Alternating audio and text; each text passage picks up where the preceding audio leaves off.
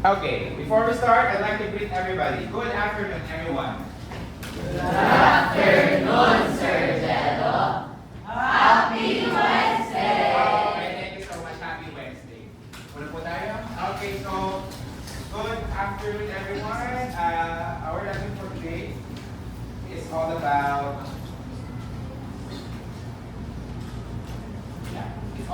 types of claims. But before we proceed, I'd like you to prepare two pieces of 1/8 lengthwise. You're going to write there your names vertically. Maximize the space of the paper. Surname only, everyone. I'm giving you like 2 minutes to do it. Write your names vertically. Maximize the space.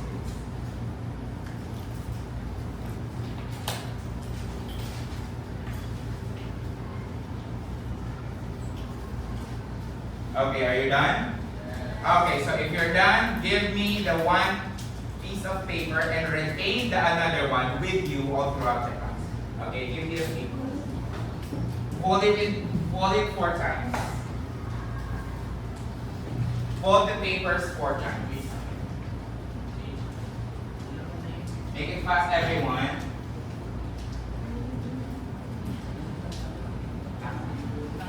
One piece only. How about the others? How many are absent today, Secretary? Okay, there is no absent. Excused. Who's excused? Absent for the round. Okay, so these are the papers. Okay? Okay. So these papers will serve for your recitation for random names to be called. Okay? So our topic for today is all about types of claims. And I heard, and upon scrutiny of your English 10 class, this has been discussed to you already by Miss Almazan. And I'd like to check if you still remember what she has discussed when you were in grade 10. Okay, let me randomly pick with this paper that I have here. Types of claims. What are those types of claims? Can we still have a short review of those types of claims? Let us have money. What are those types of claims, my dear? Do you still remember anything? I only remember one, which is claim of fact. Claim of fact, very good. What other claims aside from money? Let us have Lumictin, Jasmine. Claim of fact, another one. Claim of Value. Claim of value, very good. Another one, last one. Claim of value, and we have here the claim of mangas. We have Claim of policy. okay, very good. The claim of policy. When we say claim of policy, what is it? Labaw. When we say claim of policy, labaw. Stand up, my dear. What is claim of policy? Do you have any idea about what claim of policy is?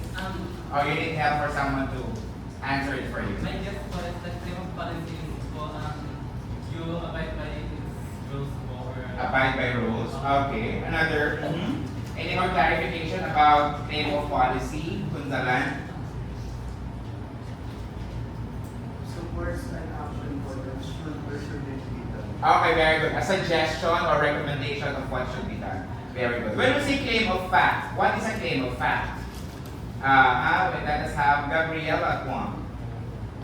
Claim of fact. What is a claim of fact? Stand up, my dear. Do you know the answer? I know. From my guess. Okay, from my guess, what? It's based on it's inherited statistics from a text that's trying to prove a claim. Very good. You're trying to prove a claim that is objectively being done with evidences. Those are claims that are with evidences. The last one, claim of value. What is a claim of value? Villanueva. For base of value, it is based on our morals. Very good. Based on morals. And when we say claim of value, what do we have? When we say claim of value, what do we possess or what should we have when we say claim of value? We should have what? Do math. We have two. Yeah, number one. Any wild guess? We should have a A belief. Another one. Letter J. judgment. Judgment. Very good. Now, second one. Letter O. Judgment and. But when we say claim of value, we have judgment and letter O. Barbas. Is it opinion? Very good. It's opinion. Okay? So since we already know the definition of those claims, let us proceed first. Let us proceed now with the objectives. Gabriela, come on, please read.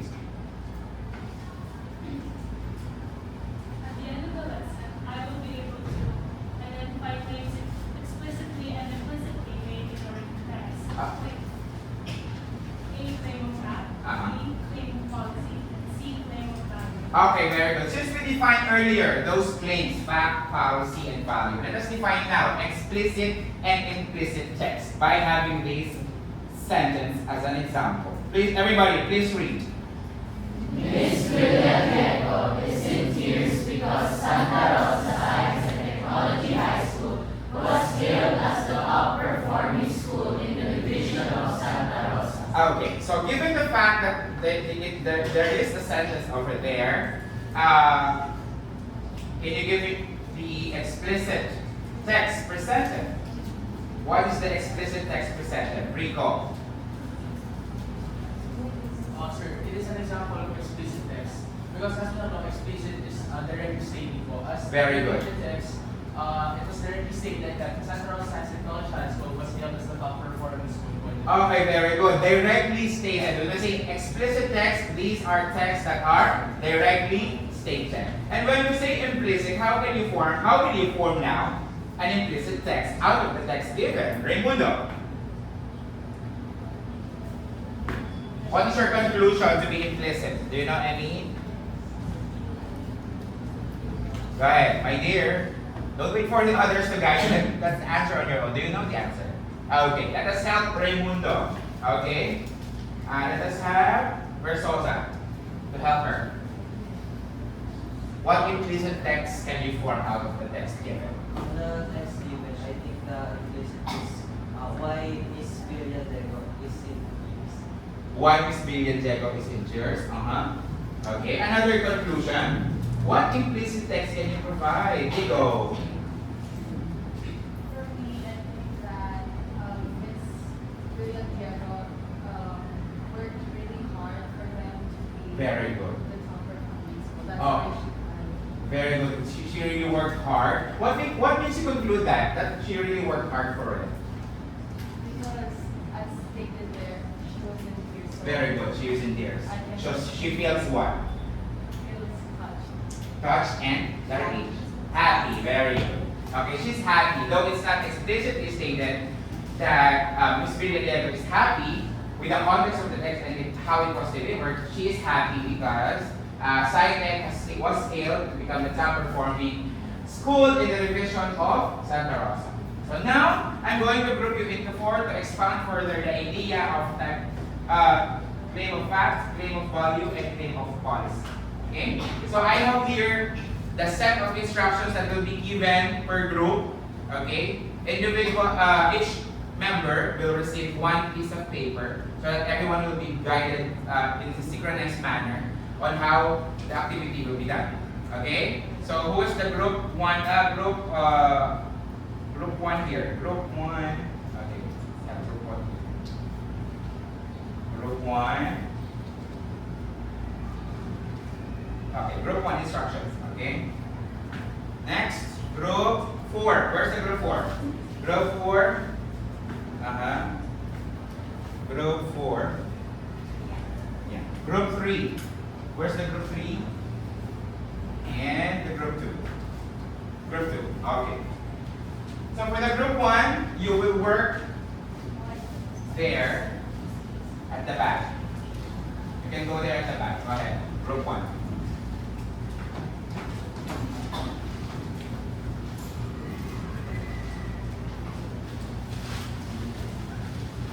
Go ahead. Do it quietly at the back. Next, group four. Group four. Group four. Group 3. Group 3. Okay. So for group 1, here's an additional material. Sorry. Okay, for the instruction of group 2,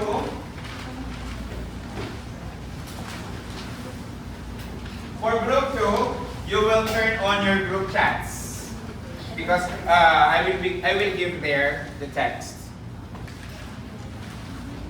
Kindly turn on our group chats, everyone. Not the group 2, I'm sorry.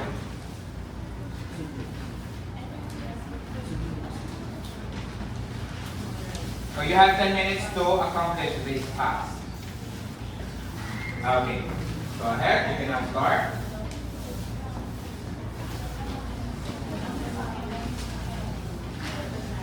You have 10 minutes, Del Mundo.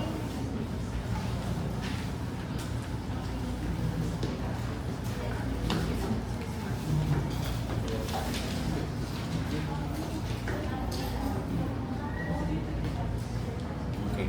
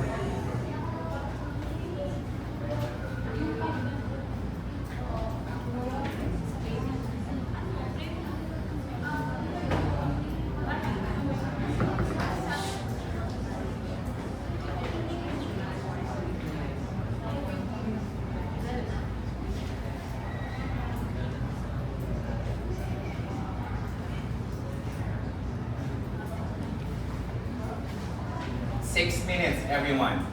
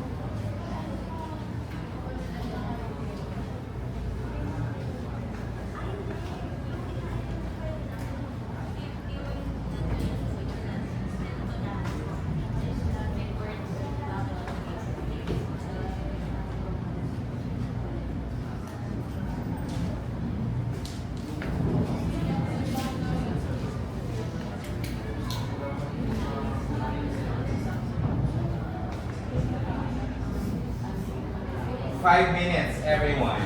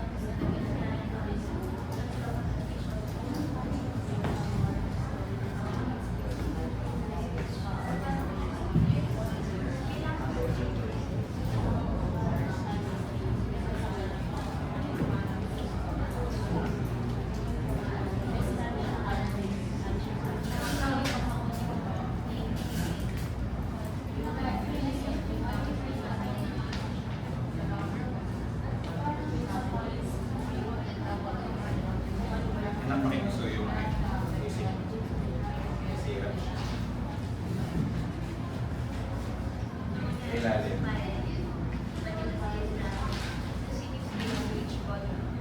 This one. Go ahead.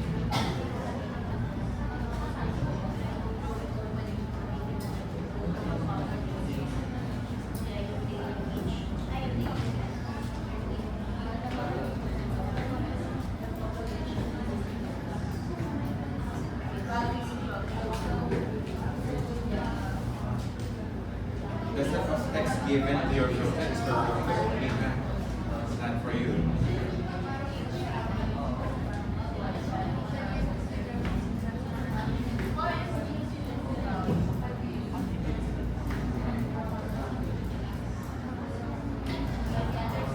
Four minutes, everyone. 4 minutes.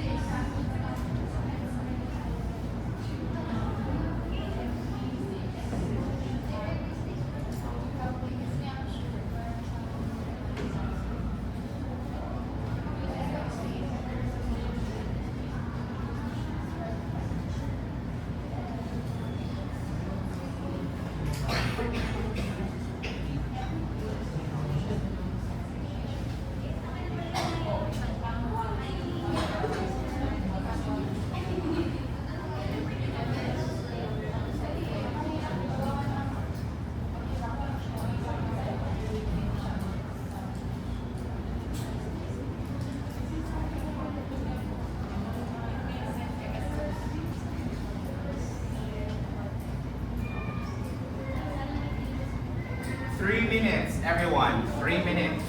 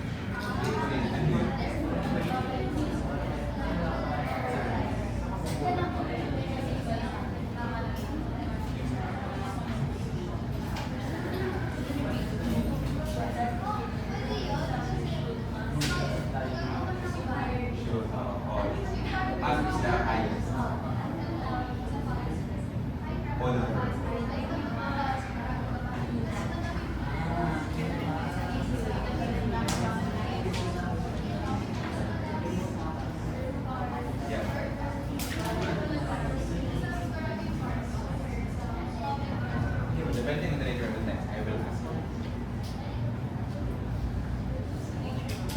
you. Your task is, to classify groups.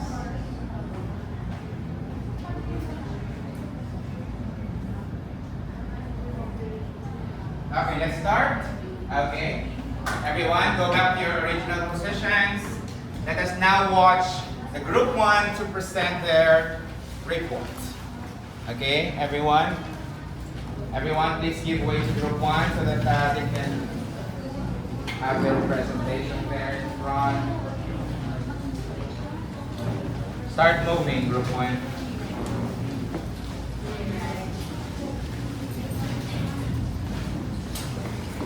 Okay.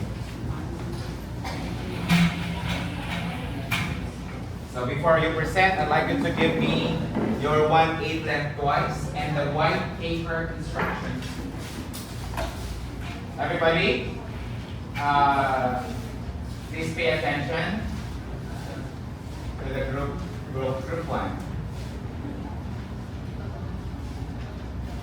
Stop doing anything na po.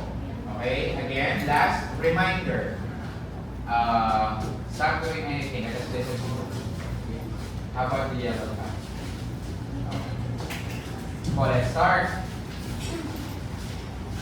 Let's start with the presentation. Okay, next. Okay. Are all members right way out there?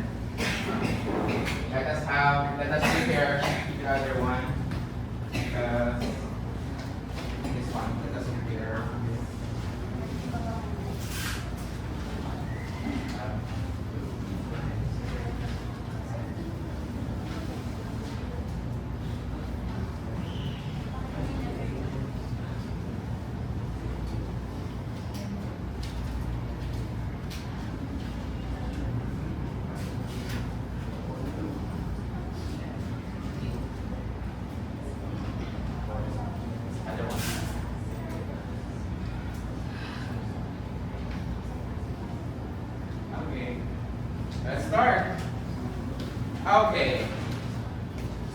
before we scrutinize the text to identify the claim of fact, claim of value, and claim of policy, I want to know first the context of the text. What is the text telling to us?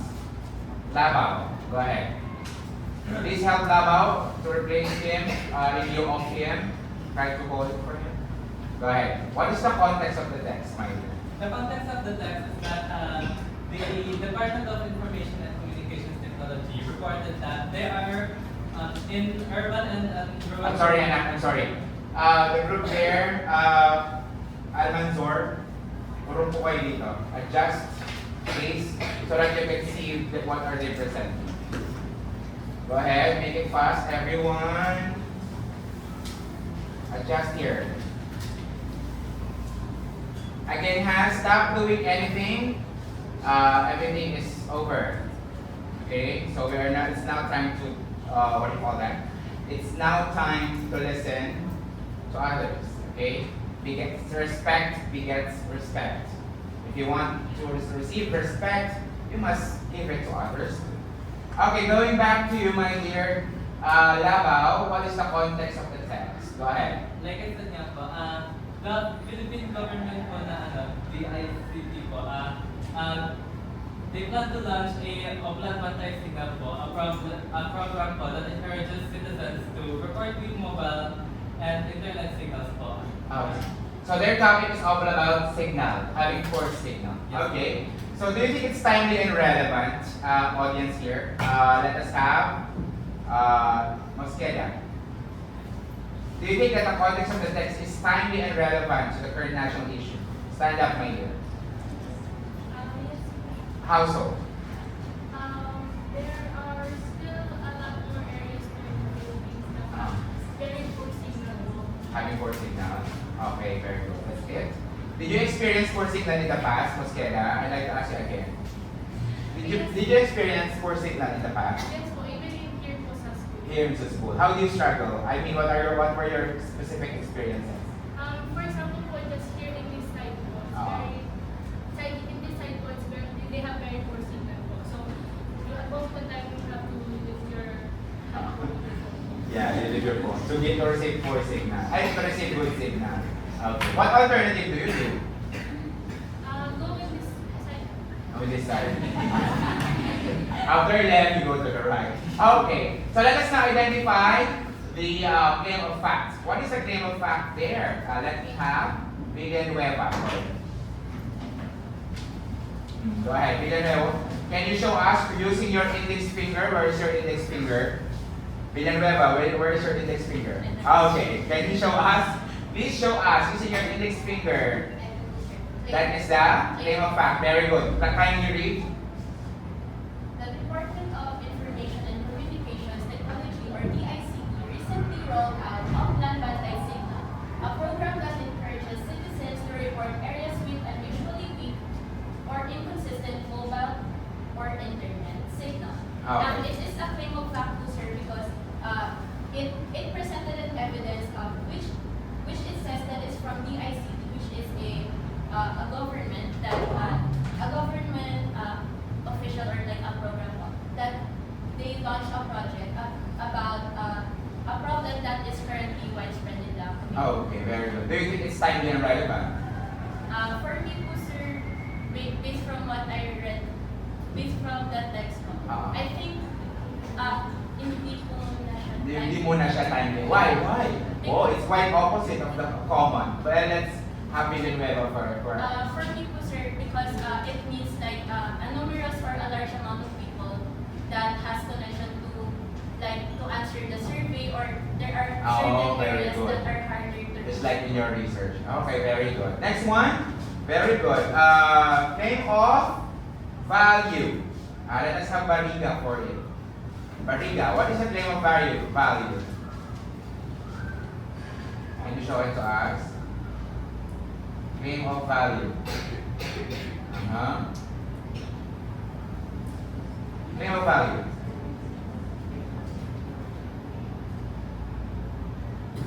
Ito sir. This one. Okay. Some community groups criticize the program as reactive rather than transformative, saying that it will improve and requires long-term investment rather than rely Okay. So, however, some community groups criticize the program as reactive rather than transformative. That is claim of value. What makes it a claim of value? Sir, because sir, as you can see here in the statements, some community groups criticize the program, saying that saying that the program is not really effective. That's their opinion. Yes. Very good. Judgment. Yeah, opinion and judgment. Do you agree with their opinion and judgment? That's quote unquote, that decision is reactive rather than transformative. Do you agree with that? Do you? Can you expound your answer if you do? Sir, I think for me, I think I'm kind of agree with them, sir. Because You agree with them. Why? What makes it reactive, quote unquote reactive, rather than transformative? because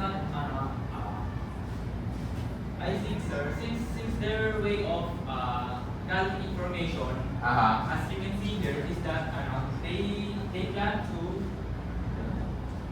So what?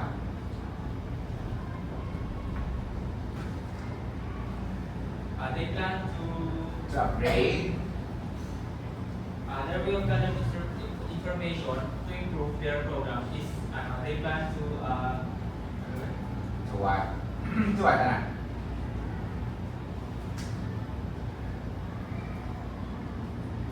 Do you need help? yes. Let us have Gabriela Kwong for you. Okay, same question. Some community are concluding. Anak, please give this. Okay. Some community are concluding that the decision is reactive rather than transformative. Do you agree with that, Gabriela? Okay. Because in claim of value, you impose judgment or opinion. And here, it was stated that it was reactive rather than transformative. Do you agree? Yes. Okay. Why do you agree? Because Uh,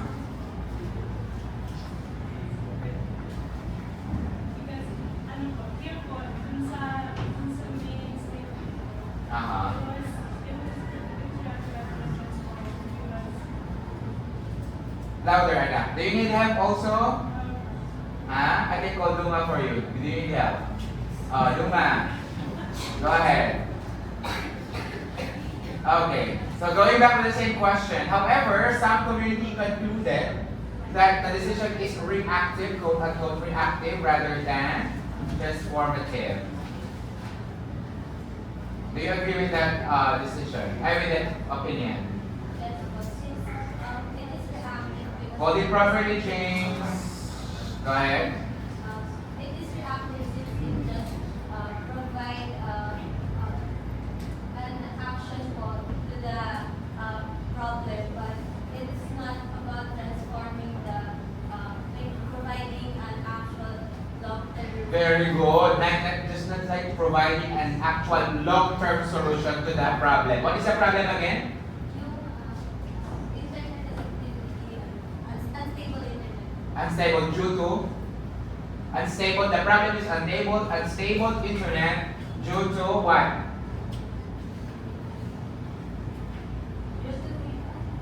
Due to what? Due to Gabriela? What's the problem? The problem is Yung sa base po yung sa mga internet connectivity ng tao because of the different locations or places. okay. So with that, we are having what? Back to you again, Luma. What? What is the main problem? That problem is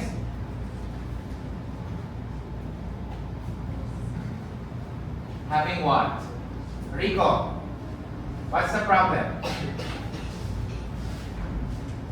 Sir, the problem po here is the unstable connection. Very good. Due to, Due to the location for aside from location. If the location is so remote or so far, what are the currently what are the usual problems? If that's so. Sir, I know po there are mostly there are no power lines po. Or Ah. like wala po masyado electricity po in the area. Did you experience some places that that they had poor signal, Yes, etc.? po, sir. Actually, my mother is from the Visayas region po. Visayas region. And when we go to the province part of Iloilo, mostly po, when we go to farmlands po, mostly po, wala po masyado po. There are no poles po of electricity and the signal po is very, so that's one of the problems po why they have weak or entirely no connection. Okay, very good. Last one, claim of what's the last name? Policy. Policy, manahas. Okay. Claim of policy, my dear. It was out of nowhere. Manahas appeared. Give her a round of applause. Okay. What is the claim of policy?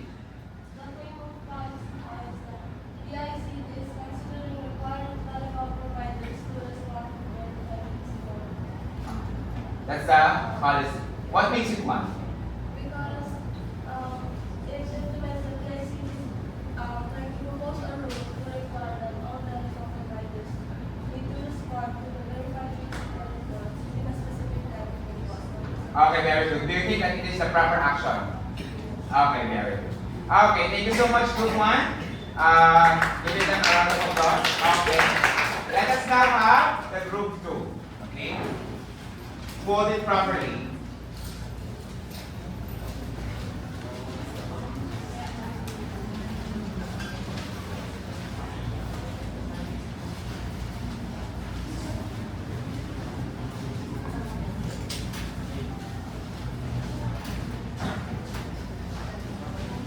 Okay. Okay, everyone, please be seated. Okay, for the group two.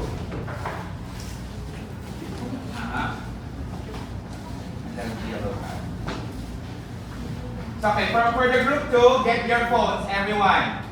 Get your phones, everyone. Let us go to our group chat.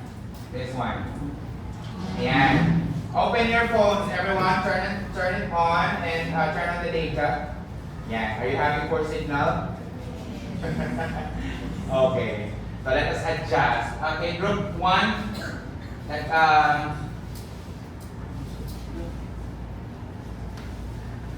This side on this side, please. Okay.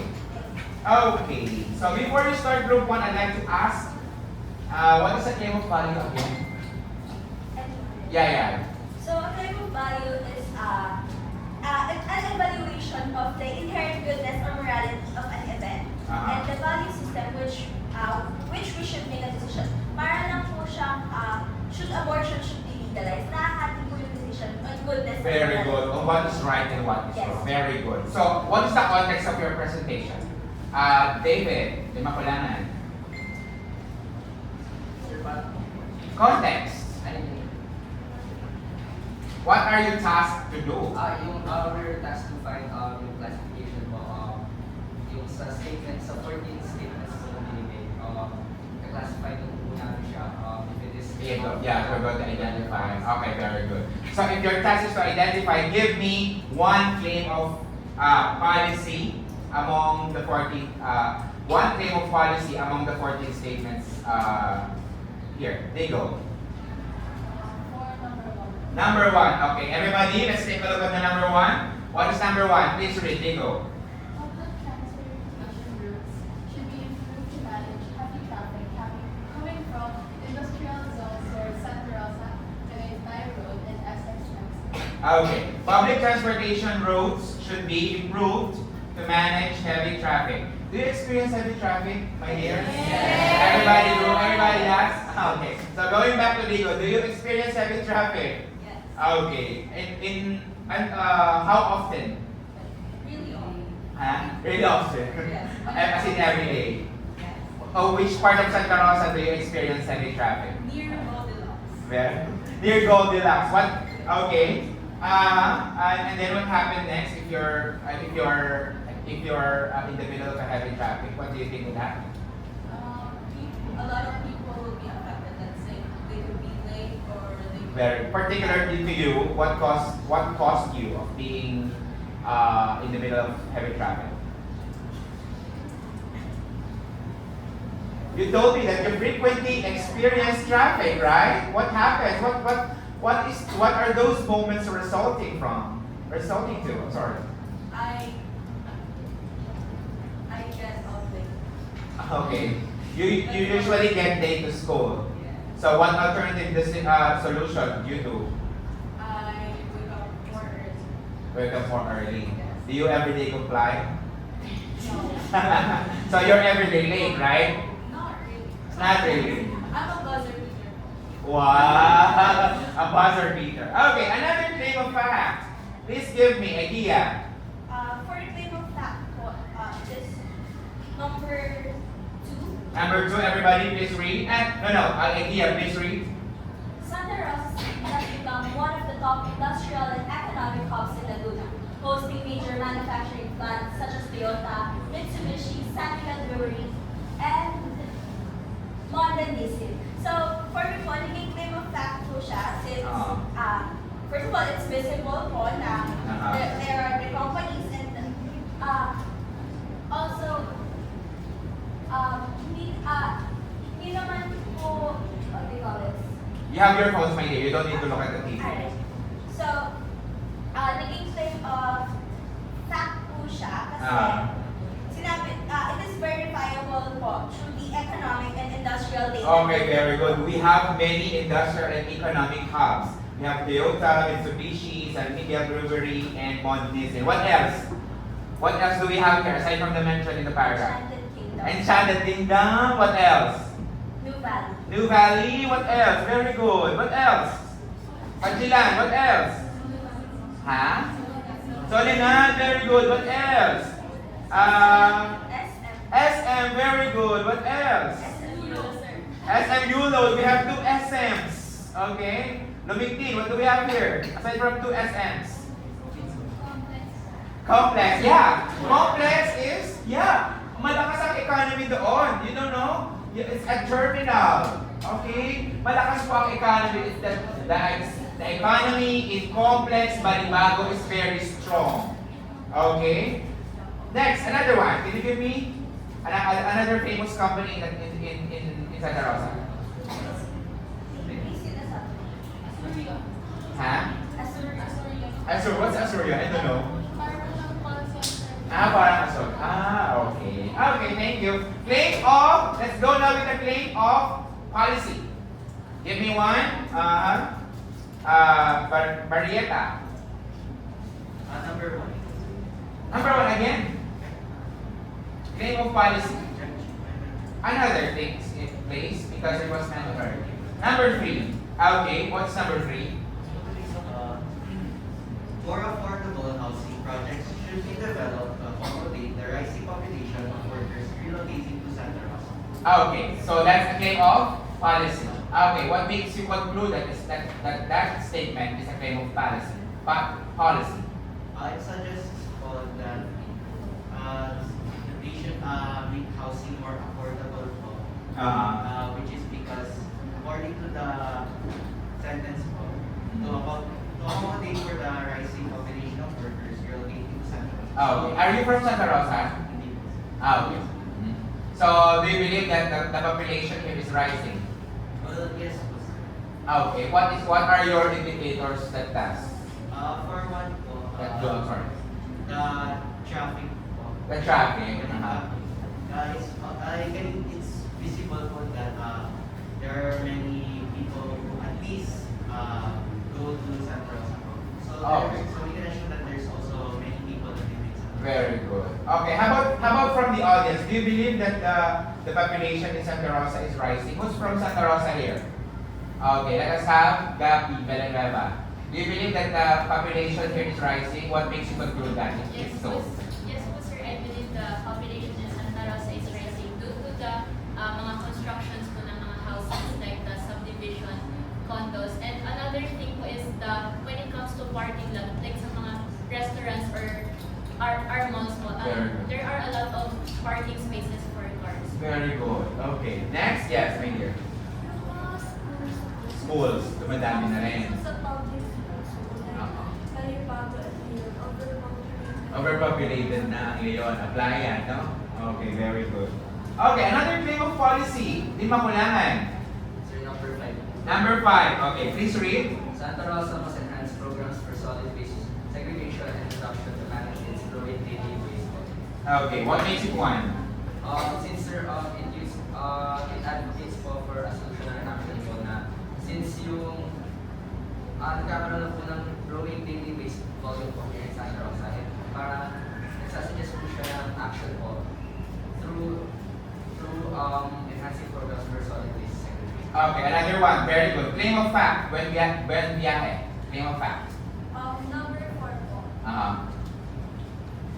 Yeah. Santa Rosa is classified as a component city located 38 kilometers south of Manila. Okay, again, Santa Rosa is classified as a component city located 38 kilometers south of Manila.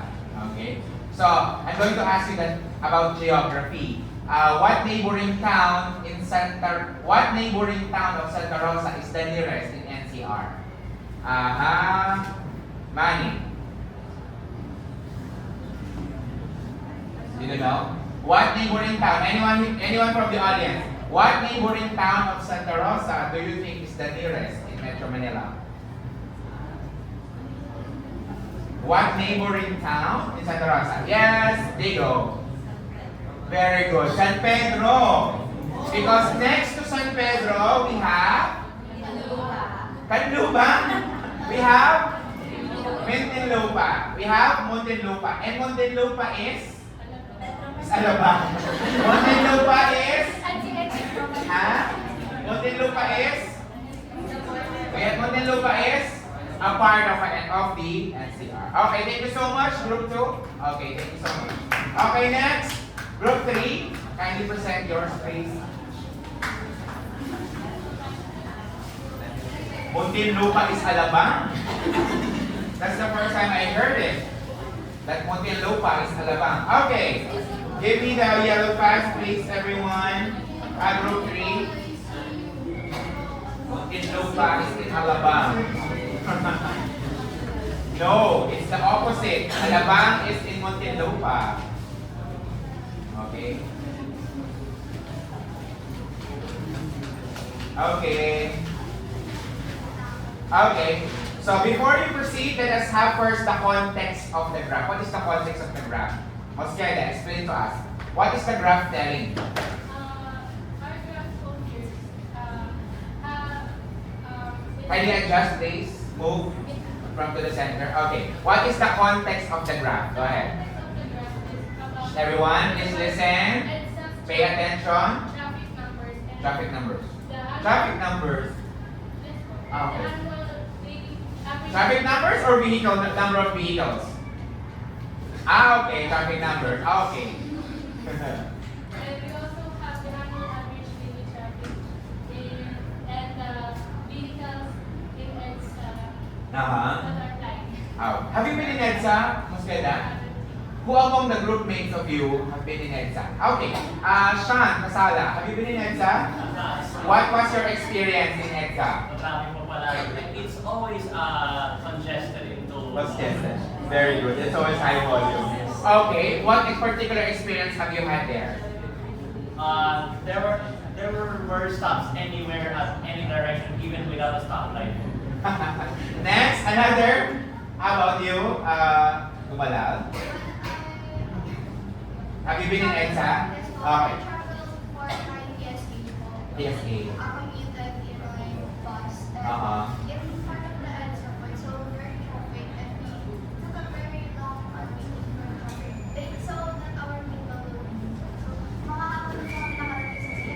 Hapon na nakarating. Umaga na bumiyahe, hapon na nakarating. Okay, what a very poor traffic system in the country. Okay, so claim of fact, can you please provide me, Sevilla. Anyone who would like to hold it for him? Can you hold the graph for him? What claim of claim of fact? Give me a claim of fact there, Sevilla. Here po sa daily traffic capacity, which is 300,000 vehicles po. And the annual average daily traffic po is 410,844 vehicles po. Which the explicit here po is this two po. Pero yung implicit po is yung EDSA po is like overpopulated. Very good. So what is your conclusion? That What is your conclusion between EDSA daily traffic capacity versus annual average daily traffic? the EDSA daily traffic capacity, which is 320,000, is exceeded by 110,844 vehicles, which is overpopulated. Okay, very good. Almanzor, another claim of fact. Please provide me.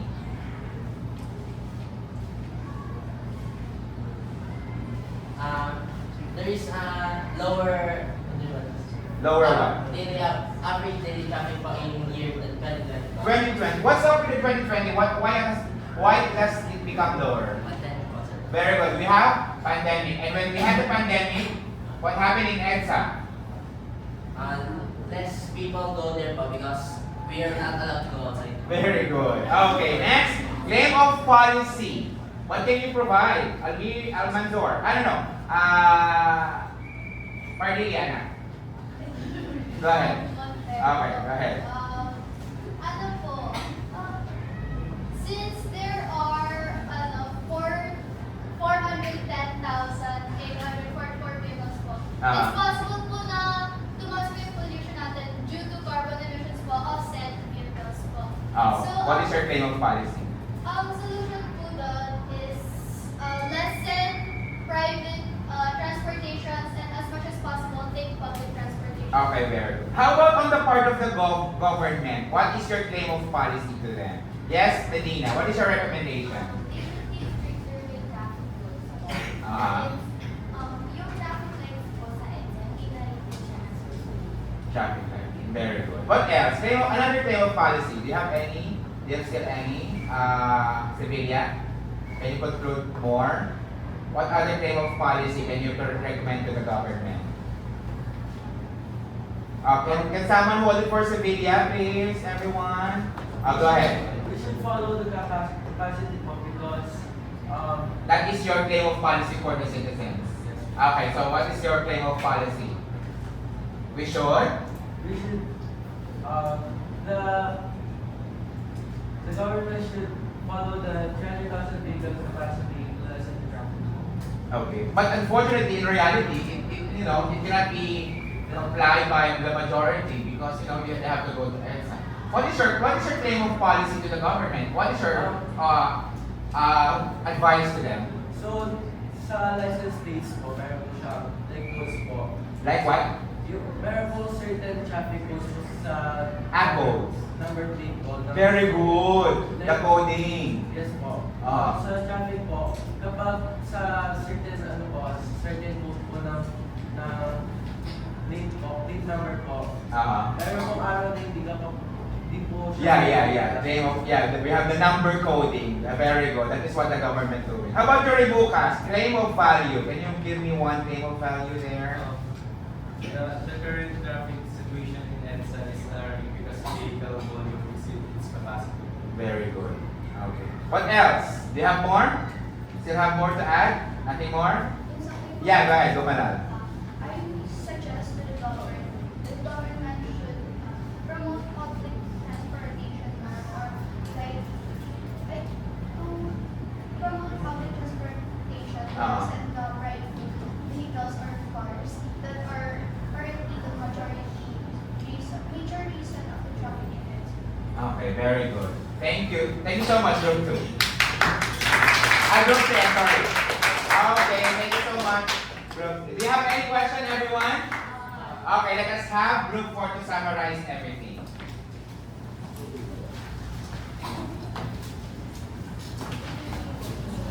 Do you have questions? Do you want me to add more of it, etc.? Okay, everyone, please pay attention. Adjust your face. Okay, so that I can read and see the report of the group 4. Group. Okay, before you explain the context, can you please redefine to us the claim of fact, claim of policy, and claim of value. Let us have Barbas. Go ahead. Sir, define first, please, the three type of claims so that you can generalize. These are the statistics. No, I'm asking you to define the claim of fact, to summarize the lesson, claim of fact, claim of value, claim of policy. Do you need help? Sir, claim of fact statements are just whether something is true or false. And claim of value. Claim of fact is what? Again, I'm sorry. Are reasons for whether something is true or false. These can also be classified as evidence. Very good. It should be research driven, statistical, etc. Claim of value. What is a claim of value? Tan. Tan, go ahead. Claim of value po is a claim that is based on our morals, judgment, or opinions. Okay, very good. Claim of policy, Antiporta.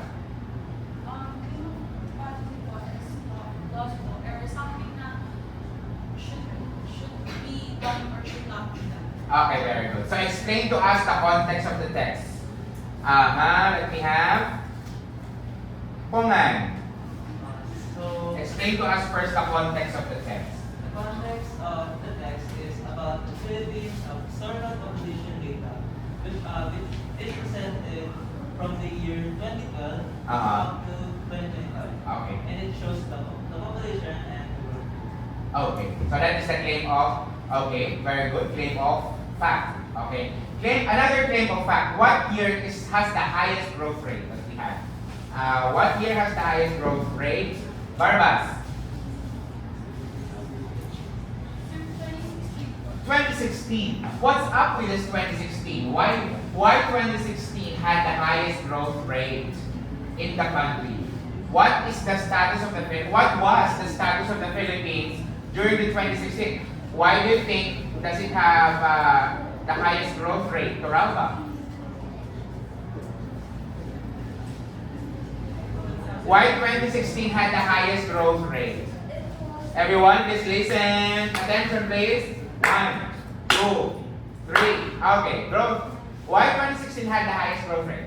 It was the peak of the Duterte, very good. Okay. It was Duterte's election of office, assumption of office, 2016.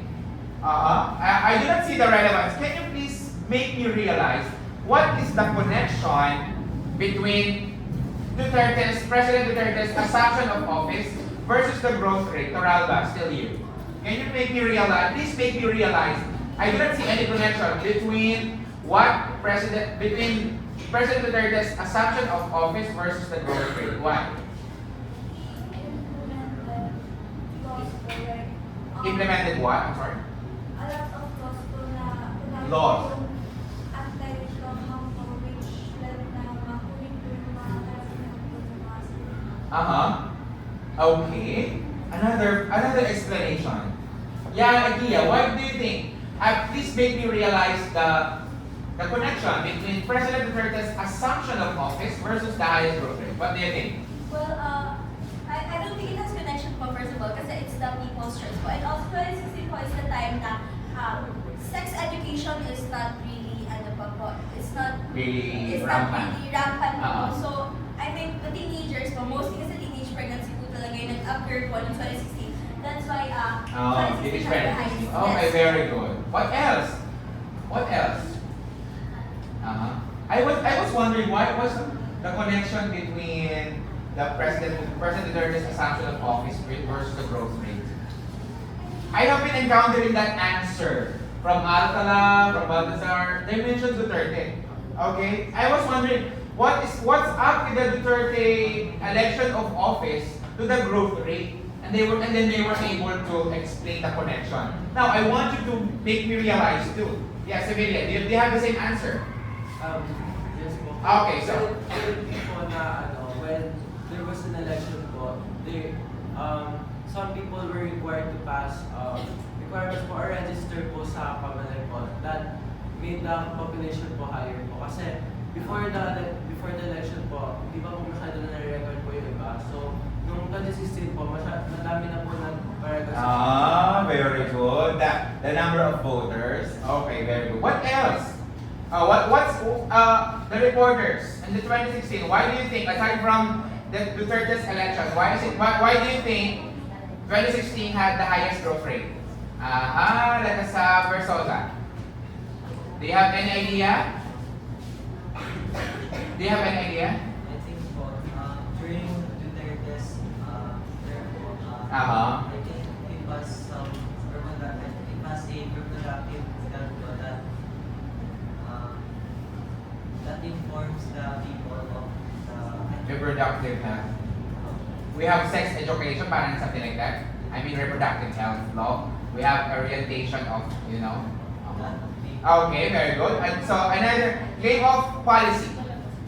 Please give me that. Jason.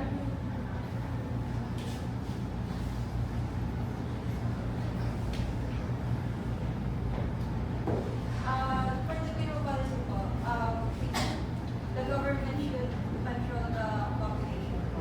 The government should control. So how will you, what suggestion can you give to the government? They can implement po the policy that's in China po, which is the one-child policy. One child. Okay. Should implement the one-child policy that's like in China. Okay. How about claim of value, Tan? A claim of value would be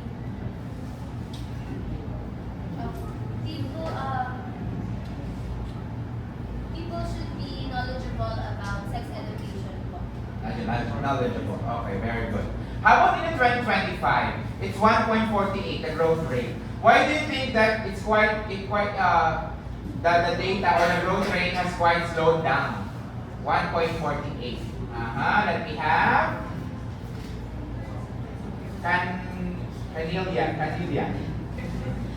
Cantilian, sorry.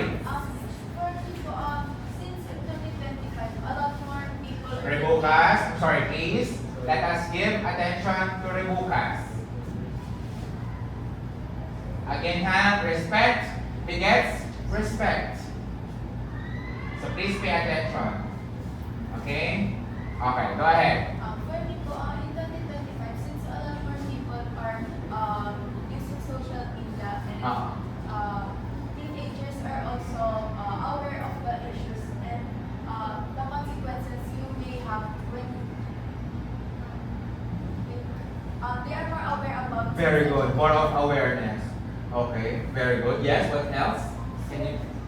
I think po, it decreased po compared to 2016 po since in year 2025 po, there are a lot of reports po regarding death po. But Yeah. mas malaki po yung death kaysa po sa mga pinatamaan. That's okay. Very good observation. Yes, Amelia. I think that's the reason why the growth rate is lower po in 2025 because in addition po sa Sir Politika, I think Gen Z's are exposed to social media and I encountered a lot of posts in social media that they don't want to raise kids when they are ready po to have kids. Okay, they are more aware of the consequence. And because of the economy as well, another factor, they are decided not to reproduce. They decided not to reproduce. Yes, anak, last one. The year 2025 has more growth. Has lower growth rate po because the people in year 2025 are much more passion driven po than actually finding ways to have families. Okay, very good. Thank you so much. Okay, do you have anything in additional group 4? Yeah, go ahead, In Jason. addition po, in the year 2025, the economy is, stuff is getting more expensive and people are less likely to invest in a child because even the houses are expensive. Yeah, the economy. Okay, very good observation. What else? Yeah, to the reporters. Do you have anything more to add or nothing more than? Okay.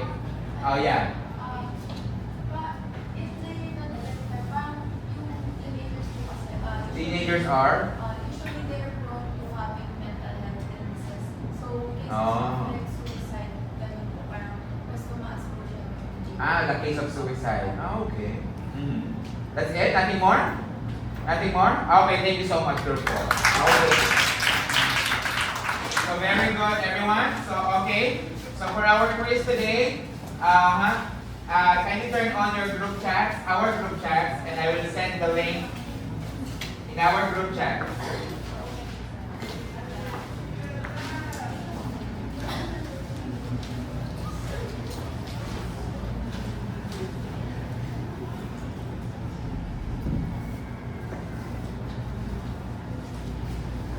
Okay, go ahead. Start accomplishing.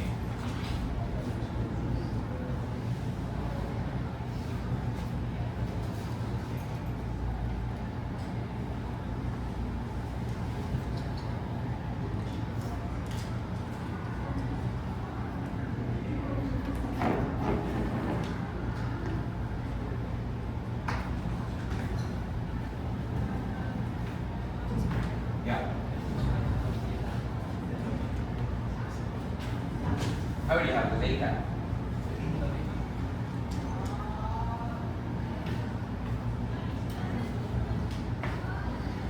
Kindly show me your scores before you get your belongings outside. Personal belongings outside.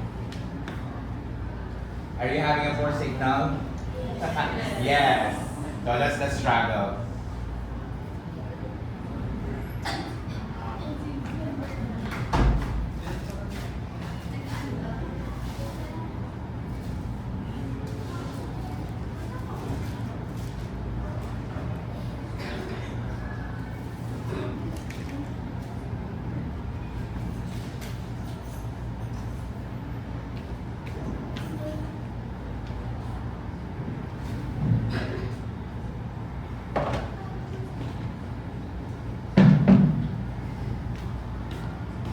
Let me just dispose these papers.